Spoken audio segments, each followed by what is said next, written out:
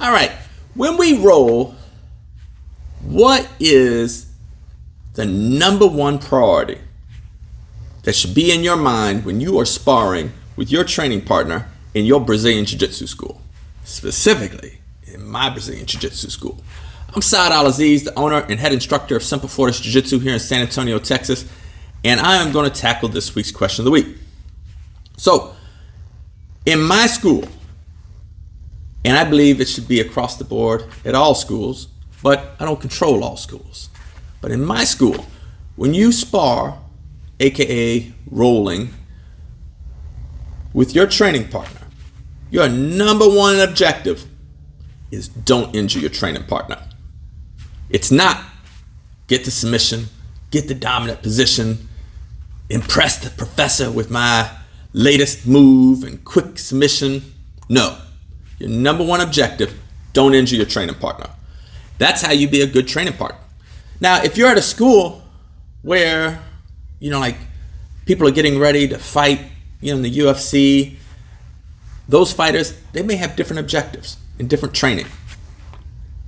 But in a school like this, and mind you, I've seen stats that say roughly only 10 to 20% of everybody that trains Brazilian Jiu-Jitsu competes. So the majority of people do not compete. And the majority of people have day jobs, like some of the professions that work in here, like carpenters, painters, plumbers, electricians, police officers, teachers, people that need to be in good health so they can continue to put food on their family's table. So when I train with somebody, my number one objective is I don't want to injure them. Then of course, I want to get better at jiu-jitsu. I want to get a dominant position. I want to get the submission. But first and foremost, don't injure your training partner. That way, your training partner comes back tomorrow and the next day, and they can continue to train with you, and you continue to get better and grow together. That should be your number one objective. Yeah. And I meet a lot in my jiu-jitsu journey, because being in the Navy, every 3 years I would go to a different school. I had to find a new school at a new duty station to train at. And it was just startling how many people I met in our community who thought their number one objective was get the submission. And if you break the person in the process, they should have tapped sooner. I taught at this MMA school once in North Carolina. And we had an MMA fighter there. And it seemed like once a week, he would seriously injure one of his training partners. And he would always have the same dumb answer when I would ask him, hey, what happened? Oh, he didn't tap in time. He didn't tap in time. You didn't know what was going to happen when you fully extended that arm bar, or when you did that heel hook and you turned it all the way over. You didn't know what the consequence was going to be. Well, you should have tapped in time. So, I had to let the school owner know. I'm like, hey, bro, you got to get rid of this dude. And it's not because get rid of him because just on a safety issue. I would get rid of him just on a safety issue, but also on a financial issue, because every time this dude hurt a paying student, that paying student was able to pay tuition no more because they're not training. Unless, it's like one of those really shady schools that make their students pay even during training, even when they're injured and can't train. It's like, oh no, you got to pay your tuition anyways. If you're at a place like that, you need to find a new place. So if your tuition, let's say, is just an arbitrary number, is $100 a month, and this student A injures student B, now you're basically training student A for free because his $100 doesn't outweigh student B's, they just subtract. Now if student A injures student C, now you're basically losing $100 a month, continuing to train student A. And you've hurt student D. Now you're losing $300 a month, keeping student A. And eventually, as the numbers rack up, you're taking a huge loss. And it took a while for this business owner to understand, hey, his immediate thought was costs are tight. We're low on students. I can't afford to lose this guy. It's like, no, bro, you can't afford to keep this guy, because this guy doesn't understand that you can't be injuring your training partners.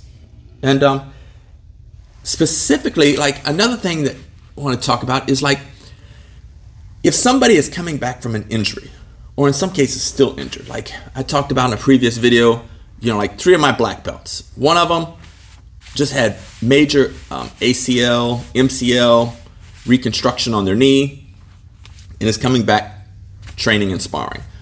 2 others just had major reconstruction work on their shoulders.